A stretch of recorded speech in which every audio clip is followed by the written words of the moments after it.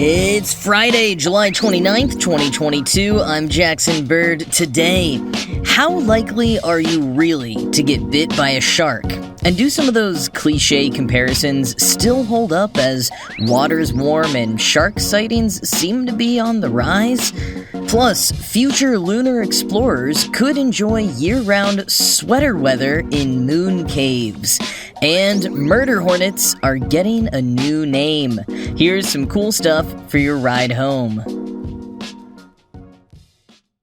Shark Week is in full swing, and apparently the sharks here in the New York City area got the memo, as my go-to beach keeps getting shut down due to shark sightings.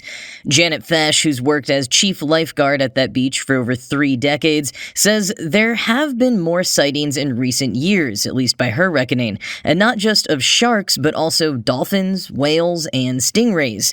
She attributes it to the warmer water. And while there were 2 reports of non-fatal shark attacks on the same day recently on Long Island, field scientists say they don't believe there has actually been an increase in shark sightings in recent years. They say it's just that more people are looking for them, and more people have smartphones and drone cameras with which to capture footage of them. And in fact, Christopher Paparo, a naturalist who manages a marine lab at Stony Brook University, told the New York Times that if there are more sharks in the area, that's a good thing. It shows they're recovering from pollution and overfishing that reduced the global shark population by 70% since 1970. Paparo also reminded the Times that people are more likely to be killed in a car crash or while making toast than by a shark. You're also more likely to be killed by a vending machine, or at least so the saying goes. But how did we get that comparison, and does it still hold up? Hannah Dr. Loeb investigated this week for Slate. Now, like the making toast comparison, the point of the vending machine rhetoric was to inject both a bit of levity and a bit of disbelief into a rather grim and pervasive bit of misinformation. People are scared of sharks. They're scared of getting attacked by sharks and potentially dying from that attack. Movies like Jaws have certainly not helped matters, making sharks seem to have it out for humans in particular, when in reality, if a shark bites a human, it's probably because they mistook the human for some other prey. For the most part, if humans keep their distance, they'll be fine. And even those instances of being mistaken for another kind of prey are very low. So people who have tried to hammer home the rarity of shark attacks to fearful individuals like to come up with the most mundane or everyday ways that people do die and point out how much more frequently those deaths occur compared to death by shark attack. As Dr. Loeb summarized the explanation from shark conservation expert David Schiffman, quote, "A silly statistic about a vending machine illustrates that while sharks can kill, seemingly anything can kill you under the exact right circumstances." End quote. And indeed, the International Shark Attack File makes good on this point by keeping a tally of shark attacks and comparing them to a number of other incidents, like by other animals or during other recreational activities, natural disasters, or home improvement mishaps, or being bitten by fellow humans in New York City. Apparently, in the 80s, there were an average of 1,500 human-biting human incidents per year in New York City, but only about a dozen shark injuries in the entire country. Now, unlike other data on the site, that particular study hasn't been updated since the 80s, so funny as it is, we can probably set that one aside. And being out of date may be the problem with the vending machine comparison, too. Most citations for vending machine-related injuries and deaths point to a 1995 report from the U.S. Consumer Product Safety Commission. And for the record, death by vending machine usually means that the machine fell on someone after they shook or tilted it. Not like they got stuck in it or, got electrocuted or something. From 1978 to 1995, the CPSC reported an average of a little over 2 deaths by vending machine per year, plus a total of 113 injuries. Now, according to shark attack data, there was about 1 fatal shark attack a year in that same time period. And last year, in 2021, there was also just 1 fatal shark attack in the U.S. But we don't have vending machine data for 2021. And when reached for comment by Dr. Loeb, the CPSC said there hasn't been a reported vending machine death since 2008. Now, there have been thousands of emergency department visits associated with vending machines over the last decade or so, but that category broadly includes slot machines, and an overwhelming number of those incidents are people falling off their chairs while using a slot machine. So, not really the same thing as dying by having a vending machine fall on top of you, although, for what it's worth, you are apparently more likely to be injured playing a slot machine than from getting bit by a shark. Anyways, why the sudden downturn in vending machine caused fatalities? Here's Dr. Loeb's guess, quote, "It might have something to do with a campaign to introduce warning signage in 1995, urging consumers to refrain from tipping the machines. Also, according to a blog post from the vending group, the mid-2000s saw the introduction of credit card readers on machines in order to sell higher-priced goods. With less chance of having their money eaten by the machines, snack wanters have less reason to jiggle them in the first place." End quote. She also brings up some important caveats here. First, all of this data is a bit murky. None of it is really an apples-to-apples comparison, and there could absolutely be unreported vending machine deaths. And also, crucially, each individual's chance of dying by vending machine or by shark really depends on where you are and how you spend your time. As Dr. Loeb summarizes from an old episode of Today I Found Out, quote, "Someone in a more rural area who hates the sea will definitely not be killed by a shark. On the other hand, those who are regular beachgoers have a higher likelihood of encountering a shark, though odds are still very, very, very low to the point of almost being zero.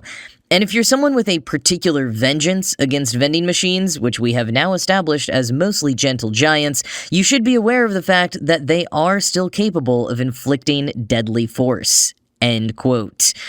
So these days, yeah, you might be more likely to die from a shark attack than a vending machine, but you're still more likely to die in a car crash than from a shark attack, or on a toilet, or via a Christmas tree.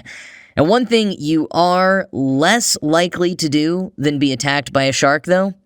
Win tonight's billion-dollar Mega Millions lottery draw. Americans buying one Mega Millions ticket have a 1 in 302,575,350 chance of winning. That's versus a 1 in 4,332,817 chance of being killed by a shark, according to the International Shark File. For what it's worth, according to Gizmodo, you are also more likely to be struck by lightning, crack an egg with a double yolk, bowl a perfect game, give birth to quintuplets, and get heads 28 times in a row while flipping a coin, than win the Mega Millions.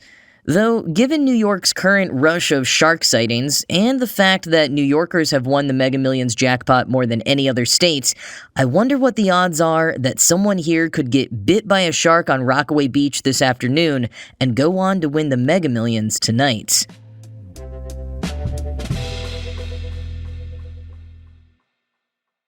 If we ever have some sort of lunar base, it might be less of a shining city on a hill and more an underground bunker.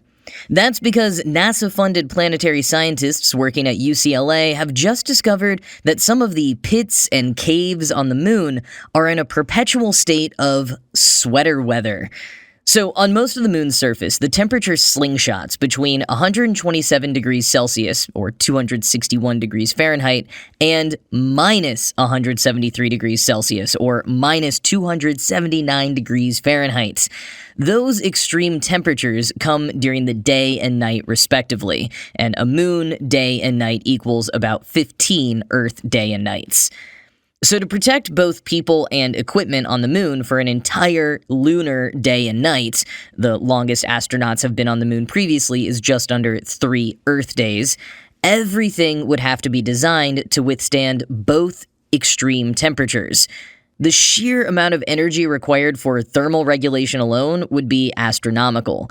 So, ever since these mysterious moon pits were first discovered in 2009, scientists have wondered if they might be able to function as some sort of shelter. The original thinking was that they could protect astronauts and their gear from solar radiation, cosmic rays, and micrometeorites. But as it turns out, they might also protect from the extreme temperatures, and maybe better than we would have anticipated. The UCLA researchers used images captured by NASA's Lunar Reconnaissance Orbiter's Diviner Lunar Radiometer Experiment thermal camera to gauge the temperature inside one of these pits. Quoting NASA, "Focusing on a roughly cylindrical 328-foot deep depression about the length and width of a football field in an area of the moon known as the Mare Tranquillitatis, UCLA doctoral student Tyler Horvath and his colleagues used computer modeling to analyze the thermal properties of the rock and lunar dust and to chart the pit's temperatures over time. The results revealed that temperatures within the permanently shadowed reaches of the pit fluctuate only slightly throughout the lunar day, remaining at around 63 degrees Fahrenheit or 17 degrees Celsius. If a cave extends from the bottom of the pit, as images taken by the LRO's Lunar Reconnaissance Orbiter camera suggest, it too would have this relatively comfortable temperature." End quote. 63 degrees Fahrenheit all the time. That's like San Francisco without the annoying fog. That's like April 25th. Not too hot, not too cold. All you need is a light jacket. It's perfect. Quoting UCLA, the research team believes the shadowing overhang is responsible for the steady temperature, limiting how hot things get during the day and preventing heat from radiating away at night. Meanwhile, the sun-baked part of the pit floor hits daytime temperatures close to 300 degrees, some 40 degrees hotter than the moon's surface. Because the Tranquillitatis pit is the closest to the lunar equator, the illuminated floor at noon is probably the hottest place on the entire moon, said Horvath, end quote. Okay, so astronauts would have to be super careful just outside of the pits, but under the shadowy overhang or further in, it would be sweater weather indeed. Now, further research will need to be done to assess if there's enough space in those overhangs for a whole crew or base. Initial findings suggest yes, especially if the pits turn out to be collapsed lava tubes like we have here on Earth. As NASA explains, quote, "Lava tubes form when molten lava flows beneath a field of cooled lava or a crust forms over a river of lava, leaving a long, hollow tunnel. If the ceiling of a solidified lava tube collapses, it opens a pit that can lead into the rest of the cave-like tube. Two of the most prominent pits have visible overhangs that clearly lead to caves or voids, and there's strong evidence that another's overhang may also lead to a large cave." End quote. As co-author David Page puts it, quote, "Humans evolved living in caves, and to caves we might return when we live on the moon." End quote. Now, at the moment, NASA has no concrete plans to construct a lunar base on the actual surface of the moon, though they are planning an orbiting outpost. However, the CHIPS Act, which just passed in the U.S. Senate and House, includes the first substantial funding for NASA since 2017, in particular their Moon to Mars program and office. And with major funding now specifically earmarked for lunar and Martian exploration and positive findings in terms of potential shelter, some kind of outpost built on the moon, or I guess kind of in it, could be in the cards in the future.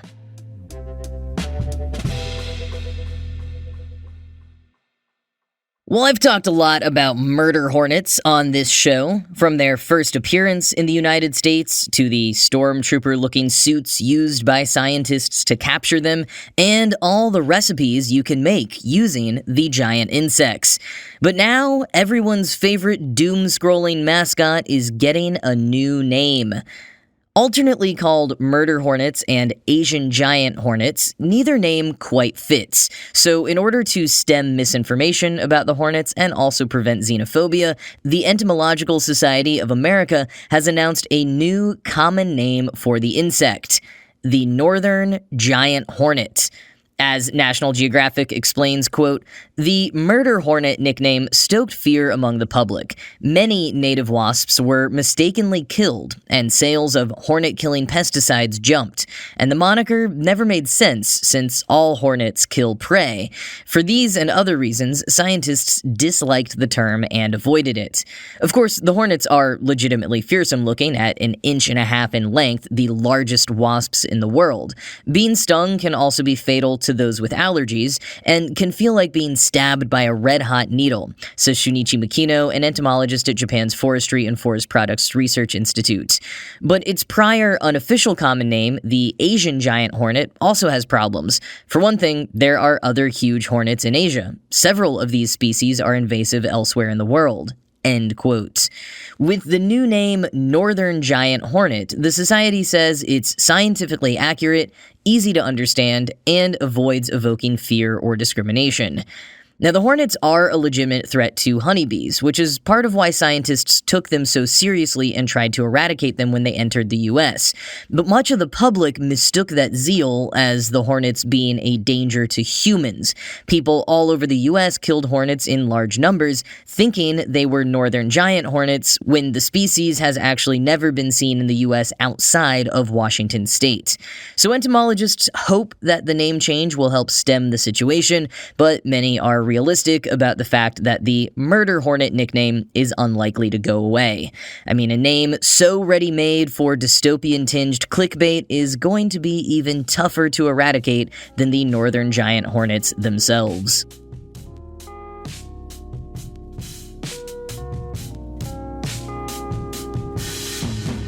Well, that's going to be it from me for this week. This show was produced by Ride Home Media. I'm Jackson Bird, and I will talk to you again on Monday. Have a great weekend.